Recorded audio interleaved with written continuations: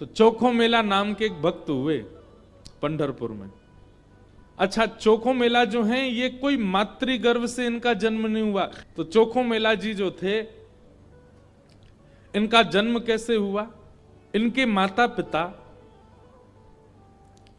वे एक ब्राह्मण थे। तो विप्र कुल के दो दंपति दोनों नित्य एकादशी पर श्री पंडरीनाथ भगवान का दर्शन करने जाते थे। एक दिन की बात, पंडित जी के मन में आया कि हम श्री पंडरीनाथ भगवान का भोग लगाने के लिए कुछ आम ले चलें।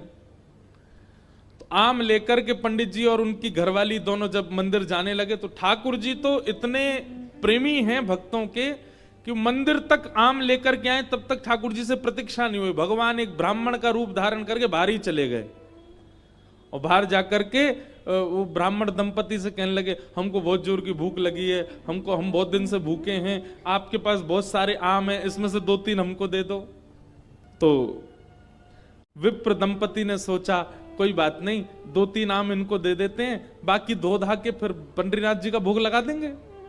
लीजिए लीजिए भैया, आप लोग पाओ।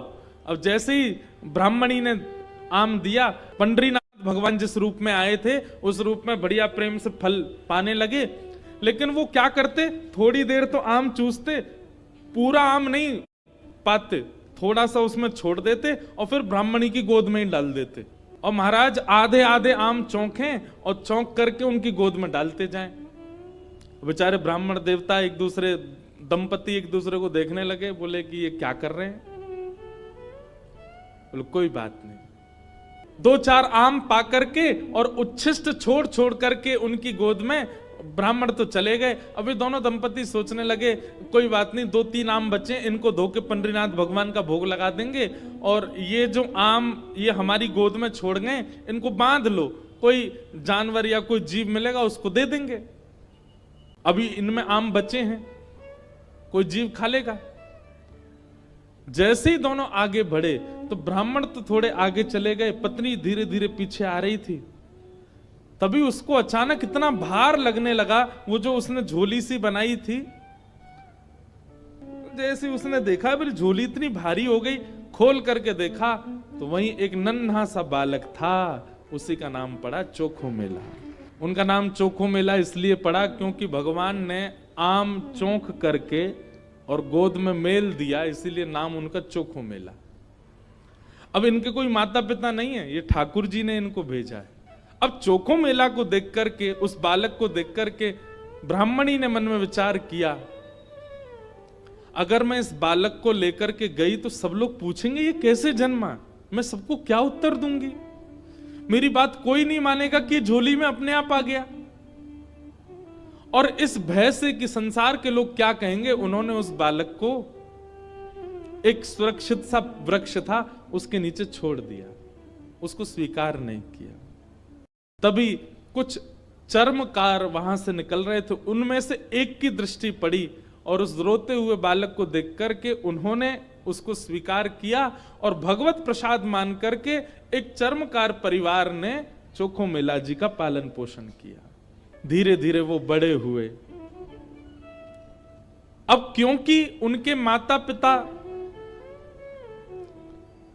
चर्मकार परिवार के हैं, इसलिए कई जगह उनको मंदिर में जाने से रोक दिया जाता। पर ठाकुर जी तो किसी की जात पात नहीं देखते ना, ठाकुर जी तो सबसे प्रेम करते हैं। चोखो मेला जी अपने पिता के साथ में खेती बाड़ी करते थे। एक दिन खेती करते करते उनके मन में आया, इतने सुंदर सुंदर फल, इतने सुंदर सुंदर सब्जियां हुई हैं, मैं क्यों ना इन फलों को पंडरीनाथ भगवान का भोग लगाने ले जाऊं। तो उन्होंने क्या किया, एक केले के वृक्ष से खूब सारे केले ले लिए और एक झोला में बांध करके चल दिए। पंढरपुर से 12 किलोमीटर दूर उनका गांव था।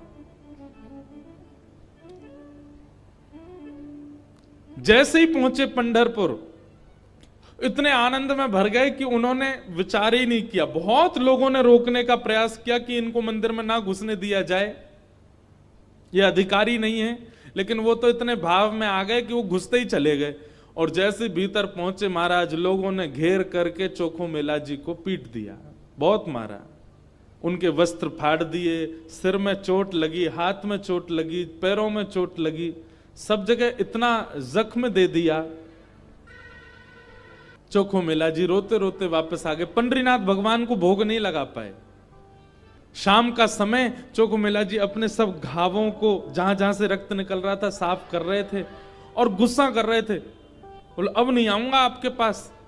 बैठ गए हो, ईंट के ऊपर खड़े हो गए हो, इतने सारे अपने आगे जो है धर्म शास्त्र के मर्मज्ञ लगा दिए हैं, वे सब जात पात देख करके दर्शन कराते हैं। खड़े रहो, बने रहो महाराज अपने रूप में, हम तो नहीं आएंगे आपका। अरे कुछ करने थोड़ी आया था, कुछ मांगने थोड़ी आया था, अपने खेत के बढ़िया फल लेकर के आपका भोग लगाने आया था। इतने में ही श्याम सुंदर पीतांबरी पहने चलते हुए चोखो मेला के पास प्रत्यक्ष प्रकट होके आ गए और चोखो मेला के पास आकर के गले में गलवैया डाल करके बैठ गए। ए चोखा, नाम ही भगवान उसको चोखा बोलते। ए चोखा, तो इतना उदास क्यों हो रहा है? बोले उदास? इतना पिटवाया हमको, हाथ पांव सब तोड़ ताड़ दिए हमारे, और अब मेरे घर आ गए हो, मेरे गले में गलवैयां डाल करके बैठे हो। ये सब लीला क्यों करते हो आप? वहां क्यों नहीं रोका आपने सब पुजारियों को, पंडाओं को, ये सब ब्राह्मणों को? ठाकुर जी बोले देख चोखा, वे सब मुझे पूजते तो हैं, मेरी सेवा तो करते हैं, पर मुझको पाषाण मानते हैं, मुझको मूर्ति ही मानते हैं। और जो मुझे पाषाण मानता है ना, उनके लिए मैं पाषाण ही रहता हूं। उनके लिए ना मैं बोलता हूं, ना मैं हंसता हूं, मैं बस एक टक खड़ा रहता हूं, ना मैं खाता हूं, ना मैं पीता, कुछ नहीं। तू तो मुझे पाषाण नहीं मानता ना, तू तो मुझे साक्षात ठाकुर जी मानता है। इसीलिए तो अपने अपने अपने बगीचे के फल लेकर के मेरे पास आया। वहां बहुसंख्यक पाषाण मानने वाले लोग हैं, इसलिए मैं उनके सामने बोला नहीं। एकांत में जब तू आ गया तो मैं तेरे पास आ गया। चल चोखा, अब तू मुझे अपने अपने आंगन के फल खिला दे। अपने हाथों से सुंदर छिलका उतार उतार करके श्री पंडरीनाथ भगवान को अपने हाथ से खिला रहा है चोखो मेला। भगवान ने 2-3 केला पाए और 2-3 केला पाने के बाद में भगवान बोले, ए चोखा सुन, अब मत खिला, अब बाकी के जितने बच्चे हैं ये सब मेरी पीतांबरी में बांध दे। चोखा बोला, वहां जाकर के पाओगे, सारे मेरे सामने ही पा लीजिए ना, आप बांध करके क्यों ले जा रहे हो, यहीं प्रेम से पालो। पंडरीनाथ भगवान बोले, अरे मैंने अपना तो पा लिया, ये बाकी के तो मैं पंढरपुर में रुक्मणी जी बैठी हैं, वो भी भूखी हैं, उनके लिए ले जा रहा हूं, उनको जाके मैं पवा दूंगा। आज चोखा तेरे ऊपर इतना प्रहार किया ना सबने, तेरे ऊपर इतना अत्याचार किया सबने, इसलिए मैंने और रुक्मणी जी ने आज भोजन ही नहीं किया, हम दोनों भूखे हैं। अब मैंने तो पा लिया, अभी रुक्मणी जी के लिए ले जाऊंगा। भगवान अपनी पीतांबरी में केले बांध करके पंढरपुर आ गए और पंढरपुर में आकर के रुक्मणी जी को पवाया। प्रातः काल ब्रह्म मुहूर्त में जैसे ही कपाट खुले श्री पंडरीनाथ भगवान के, चारों ओर केले के छिलके पड़े हैं। और केले के छिलके देख करके सब पंडा पुजारी बोले हम तो कपाट बंद करके गए, ये केला के छिलका यहाँ कैसे पड़े हैं, ये कौन लेके आया? तभी एक उनमें से बोले कल वो आया था ना, एक चर्मकार का बालक, वही अपने संग बांध के लेके आया था इतने सारे केले, उसको सुबह तो हमने मार पीट के भगा दिया, निश्चित ही वो कहीं से रात में आ गया है और रात में आकर के सब यहां खा करके गया है ठाकुर जी के आगे। उसका उद्देश्य तो गर्भगृह को बेकार करना ही था, इसीलिए ये सब हुआ है, ये उसी ने किया है। और सब पंडा पुजारी नाराज हो गए, अपने हाथ में डंडा ले ले करके कमर कस के सब पहुंच गए चोखो मेला के घर, और वहां पहुंच करके घर से निकाल करके फिर पीटा उनको, फिर मारा। चोखो मेला घर में सो रहे थे और घर में जाकर के वहां से घसीट करके उनको मारा सबने।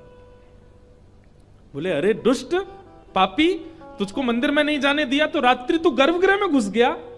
चोखो मेला पिटते रहे, नेत्रों से आंसू बहाते रहे, जय हो पंडरीनाथ, कैसी लीला करते हो, सुबह पिटवाते हो, रात में आकर के खा जाते हो मेरे हाथ से। लेकिन अब की बार श्री पंडरीनाथ नाराज हो गए। पंडा पुजारी सब अपना काम करके चोखो मेला के साथ थोड़ी हाथापाई करके सब जैसे ही वापस आए, पंढरपुर में श्री पंडरीनाथ भगवान के मंदिर के मुख्य द्वार सारे अपने आप बंद हो गए और भीतर से ठाकुर जी ने ताला लगा लिया, लॉक कर लिया, बंद हो गए ठाकुर जी मंदिर के अंदर। सबने अथक प्रयास कर लिया लेकिन एक भी द्वार नहीं खुल पाया। पूरा दिन व्यतीत हो गया, बड़े बड़े कारीगर आ गए लेकिन दरवाजा तोड़ भी नहीं पाए, खोल भी नहीं पाए। तब अंत में सबको लगा हमने कोई अपराध किया है। चारों ओर पंडा पुजारी और बड़े बड़े वेदज्ञ, बड़े बड़े मनीषी सब बैठ गए, हाथ जोड़ करके पंडरीनाथ भगवान की स्तुति गाने लगे। बोले नाथ, हमसे कोई अपराध हुआ तो आप हमें बताएं, दंड दे दें, लेकिन इस प्रकार नाराज होकर मत बैठो।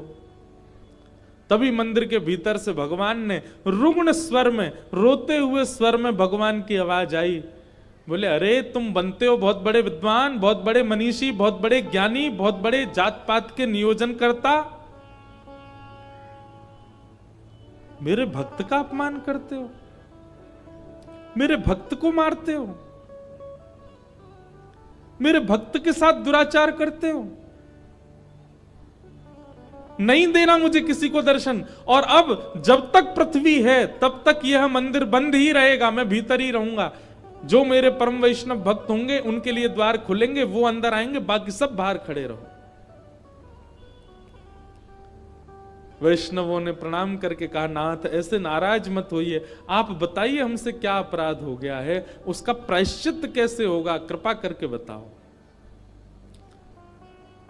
भगवान बोले मेरे चोखो मेला को जिस प्रकार तुम लोगों ने सबने जुट बना करके जाकर के उसको मारा है, अब तुम सभी वेदज्ञ, तुम सभी ब्राह्मण, तुम सभी श्रेष्ठ जन पालकी सजा के लेके जाओ और चोखो मेला को बिठा करके नाचते गाते उत्सव जैसे एक मेरी पालकी सवारी निकालते हो, ऐसे चोखो मेला की सवारी पूरे नगर में घुमाते हुए मेरे सामने लेकर के आओ, तब मेरे द्वार खुलेंगे, तब मैं तुमको क्षमा करूंगा, नहीं तो नहीं करूंगा। भगवान की आज्ञा मान करके गए और चोखो मेला जी को जाके प्रणाम किया। एक दिव्य सिंहासन से युक्त पालकी में चोखो मेला जी को विराजमान करके नाचते गाते हुए, आनंद करते हुए, उत्सव जैसे ठाकुर जी का उत्सव मनता उससे भी अधिक उत्सव मनाते हुए चोखो मेला को लेकर के आए। और जैसे ही पंडरीनाथ भगवान के सामने पालकी पहुंची, अपने आप मंदिर के सारे द्वार खुल गए और मानो आज लग रहा था कि भक्त भगवान का नहीं, भगवान भक्त का दर्शन कर रहे हैं, भगवान चोखो मेला का दर्शन कर रहे हैं।